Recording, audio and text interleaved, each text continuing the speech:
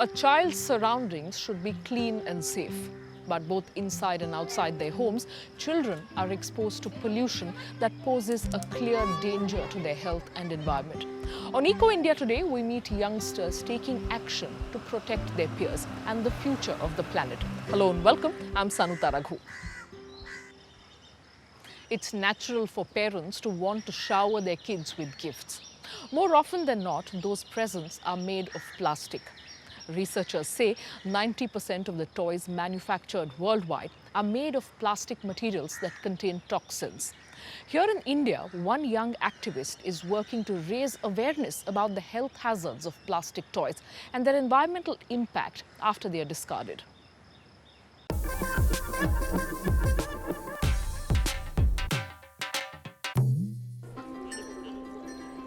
A child donated this toy car to the young eco-warriors from the Little Wise Club, not because it's broken, but because it's plastic.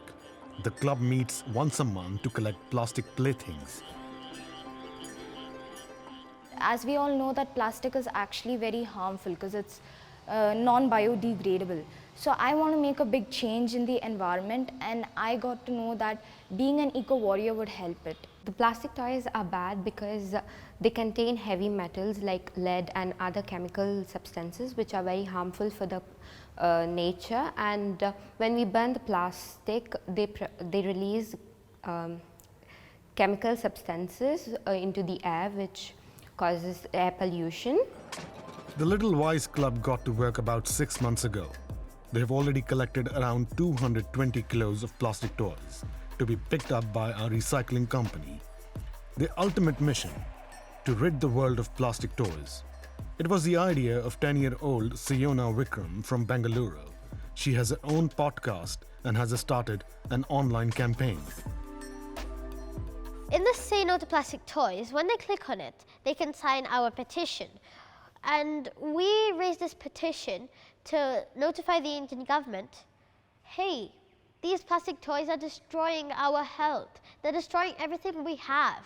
Please stop it. So we're waiting for 500 signatures because we have some 300 now. We're waiting for 500, then our petition will be more visible. I'm a proud eco-warrior. I'm a proud eco-warrior. I'm proud to be an eco-warrior. There are now over 100 eco-warriors involved, and schools are supporting the campaign. Geeta Kadawa is supporting her daughter Sayona's drive to stem the flood of plastic. Close to 50% of the plastic that's being produced annually is used in the toys industry, toys and games industry. And it's a $90 billion industry. And no wonder 90% of the toys right now across the world are made of plastic. Plastic is made from crude oil. Around 1.8 billion tons of carbon dioxide are emitted every year during plastic production. The non-governmental organization Toxics Link has long warned about the dangerous effects of plastic on children and adolescents. Children are especially more prone to impacts of toxicity and chemicals. First of all, they're growing. Their body is increasing. They're growing rapidly. Their metabolism is much faster. They consume much better. So when it enters the body, it stays in the body, it grows, it biomagnifies in the body, it accumulates and biomagnifies. And many of these chemicals have things like plasticizers, softeners, flame retardants, stabilizers, colorants, and fragrances, which are used in toys. They all are chemicals, and many of these chemicals that we know today are known to be extremely toxic and hazardous. But there are alternatives. Wooden toy making is a traditional craft in India. It was almost wiped out by a decades-long flood of commercial plastic toys. But recently, demand for wooden playthings has picked up again, to the delight of the artisans of Channapatna, who have produced colorful toy creations here for 3 centuries. The city is known as the Toy of Karnataka state. There are small and large craft companies such as Artisan Pride. CEO Shahida Noor has seen the ups and downs of the industry. Today, her company employs 90 workers. The toys are all made from a soft local wood known as eel mara.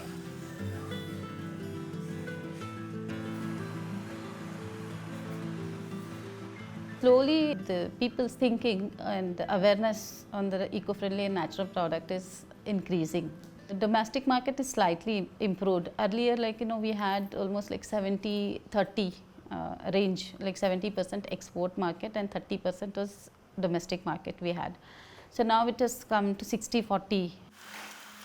The company has focused on environmentally friendly production. It says it takes 6 times less energy to produce its toys than it would the equivalent in plastic. And it only uses organic paints that it makes from 6 plant-based pigments, such as indigo for blue, turmeric for yellow, and vermilion for red. Artisan Pride developed the paints with a design company. It comes from nature, degrades very fast. For those reasons, it's eco-friendly. One most important difference and uniqueness in Channapatna toys, the coloring is done using lac, what in Hindi we call lac. That is a natural resin, insect-based resin.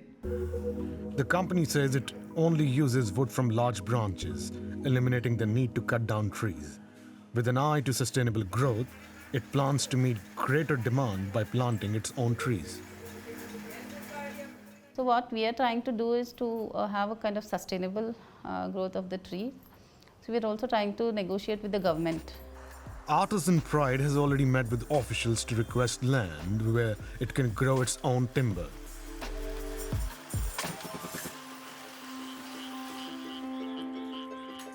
The eco-warriors have their own request. They want the government to ban plastic toys, once and for all. Those eco-warriors in Bengaluru are part of a global movement of children and youth fighting to protect their environment. In neighboring Pakistan, we met another young activist who's alarmed about the effects of plastic toys and is making a difference with her own sustainable alternative. Meet Fiza. She's a 38 centimeter tall doll from Pakistan. She's the brainchild of Iman Danish.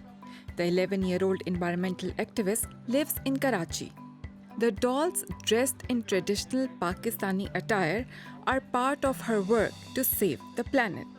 The idea I got Fiza from was because, because I love marine life, and then I saw a hermit crab stuck inside a plastic doll's head and it suffocated and sadly died.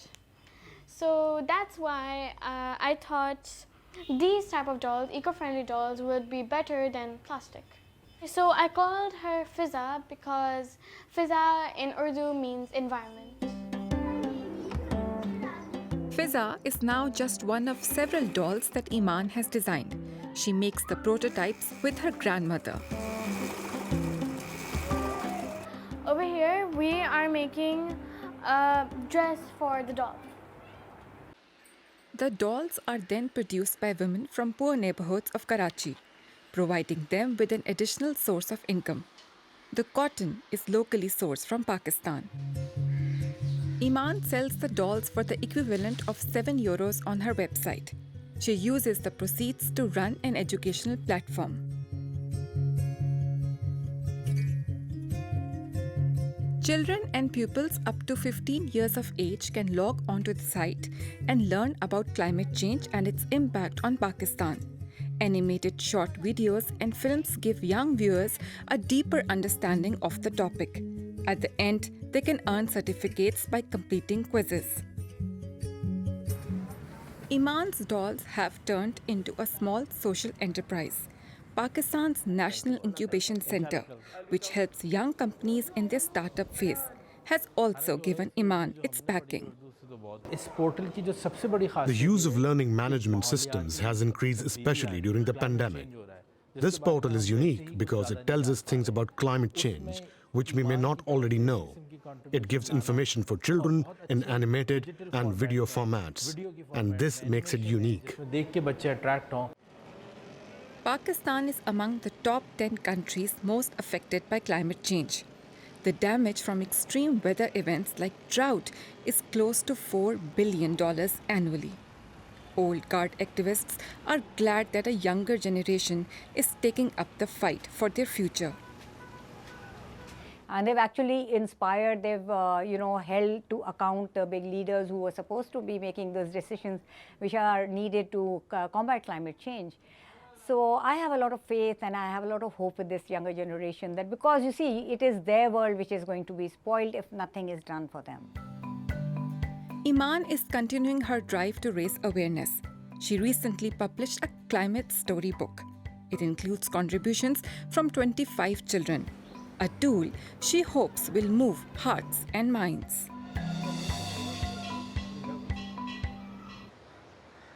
Because it takes hundreds of years for plastic to break down, it's conceivable that every toy ever made from the material still exists. Many of the products we use in our daily life are considered unrecyclable. But as our reporter discovered, there may be a solution that's been around for decades. It's called chemical recycling. This reactor is supposed to do the impossible. Recycle the unrecyclable. Such as these tires that would otherwise just be burned or end up in landfills. A possible solution, chemical recycling. Oh yeah. It breaks plastic down into its original components to create new plastic, an infinite cycle. At least that's what the companies are telling us. But is the technology really a solution to the looming plastic crisis?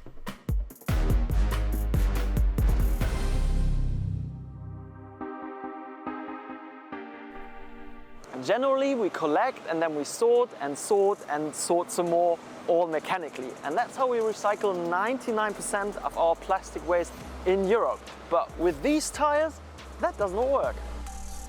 Recycled rubber can only be used for a few things though, like racetracks for example. And the world only needs so many of those. But there's an abundance of tires. So instead of recycling them, they are burned because of their heating value. At Pyrum's facility in Germany, old tires that would otherwise just be incinerated are broken down into their original components. In the first step, the tires are shredded 3 times. The outcome? Textile fibers, steel wool, and rubber. The fibers can be used as insulation and the steel is melted into new steel again. So far, so good, but chemical recycling goes a lot further than this, and that's why this rubber goes into that thing. A pyrolysis reactor that cooks everything at a really high temperature. The rubber granules are put in at the very bottom and make their way up to the top of the tower. Then gravity does its thing and everything drops towards the bottom. The rubber granulate is heated to around 700 degrees Celsius in the tower. It's practically cooked out and breaks down into its components. The resulting gas is discharged and supplies the process with electricity. In the end, 2 solids come out of the plant: pyrolysis oil and coke or carbon black. But as you can imagine, it takes an immense amount of energy to heat that much plastic because you're essentially breaking chemical bonds. And this amount of energy is also one of the biggest concerns from an environmental point of view when it comes to pyrolysis. Gas remains at the end of the process, and that goes through a cleaning system, then into a buffer tank, and from the buffer tank into 2 thermal plants. These are actually power generators. They are 2 big 12 cylinders, and they produce the electricity for the whole plant. For the whole plant? So it's really completely energy self-sufficient, even though it's such an energy-intensive process? Yes, it is, even though it's considered so energy-intensive. This means that Pyrum's energy recovery process is producing enough energy to heat 300 family homes for an entire year. This concept of pyrolysis that's done here is the most popular way of chemical recycling currently. Facilities are popping up all over the world, like here in India, China, or Saudi Arabia. The problem is that there aren't many commercial-scale chemical recycling plants out there, and the companies mostly keep their data to themselves. The main advantage at the moment of pyrolysis is that it's better than incineration at the moment. Now, obviously, incinerating plastics is just about the worst thing you can do anyway, so that's quite a low bar to reach. We've seen some studies that suggest that if you can mechanically recycle, then chemical recycling doesn't tend to be better than that. But there are some trade-offs here because your end product from chemical recycling is equivalent to virgin, so it can be used in more applications. After 1 hour in that tower, the rubber turns into this carbon black. And it's basically like coal and goes back into tire production because this is what tires are made of. Like 40% of a tire is so-called carbon black. But there is more. Apart from the gas and the carbon black, you also get this, which is pyrolysis oil. It's very similar to crude oil, and when you smell it, oh yeah, it really also smells like gasoline. But you can basically make any plastic you want out of it. It just needs a little more processing. So it's possible to recycle stuff chemically when it can't be recycled mechanically. That's already an improvement because it saves some virgin crude oil. But what does that mean in terms of tackling the plastic crisis? let's look at Europe for that. In 2020, Europeans collected 29.5 million tons of plastic waste. Of that, about 35% was recycled, 23% ended up in landfills, and 42% went into energy recovery. And most of what went into energy recovery, about 8 million tons of plastic, could in theory be chemically recycled in Europe alone. The technology does make sense because it can recycle stuff that we couldn't otherwise, and that's better for the environment, but only compared to simply burning plastic, and that's a pretty low bar. I mean, anything is basically better than incineration. Chemical recycling is not a silver bullet. We still need to think about how we can avoid plastic waste in the first place. Well, how we can avoid plastic waste is a lesson children can begin learning in school. Like India, Ghana has integrated environmental education into official school programs. Teachers there are being trained to awaken an interest among pupils in caring for the environment. Class is in session at the T.I. Ahmadiyya Senior High School in Kumasi, Ghana's second biggest city. The theme of today's lesson is vital to the future of these students: climate change and how to tackle it. Classes in environmental protection have been taught here for about a year now. Sustainable business ideas are also on the curriculum. The earth has become warm, so it is through human activities that has led to that particular situation. So we have to teach students for them not to continue with what the elderly people have done. That is what we are teaching students now, so that they deviate from the bad activities that has contributed to the global warming. For most of these students, it's the first time they've heard of the climate crisis, and the subject has really caught their attention. I think it would really change our attitude towards the environment. We would all support the protection of the environment from now onwards. Teachers are being taught to raise awareness about environmental protection. Over 600 have been trained so far. Over half of Ghana's schools are already integrating the subject into their curriculum, with more to follow. Ghana's Education Ministry sees environmental education as high priority. It's a way of training the kids or the learners to own the environment. The environment belongs to them. They are the future leaders, and therefore we need to inculcate in them a better understanding and appreciation of the task ahead of them. So the curriculum have that aspect in there. The teaching modules focus heavily on the climate crisis. The students learn that the emission of greenhouse gases leads to heat waves and droughts. In addition, sea levels are rising, which is why some villages on the coast will have to be abandoned. Some lessons also deal with the plastic waste that clogs many sewers and drainage canals in Ghana and makes flooding more likely. The students also learn how burning trash impacts the environment and health. Many people in Ghana are already feeling the consequences of environmental destruction firsthand. The climate changes in the environment is causing so many problems in our society. You know, there is shortage of food, and at times there's flooding and all these things. In order to raise awareness of these problems, more and more schools are also organizing so-called green clubs. Outside of class, the children go on excursions, collect rubbish and plant trees. The green clubs are often led by environmental protection activists. It's much easier to groom the younger ones who will become people who will be more responsible. Instead of possibly focusing on the adults, we feel the younger ones are the ones now growing up. If we can shape their future in such a way that they are more suited towards building solutions, it is better for the climate and also for their future. Environmental education in schools is a start. The coming years will show whether the seed that was planted here has germinated. Thanks to educational programs, children understand early that they are the ones who stand to suffer the consequences of inaction on climate change and pollution. School children in Europe are tackling the problem of plastic waste by assisting scientists on the ground.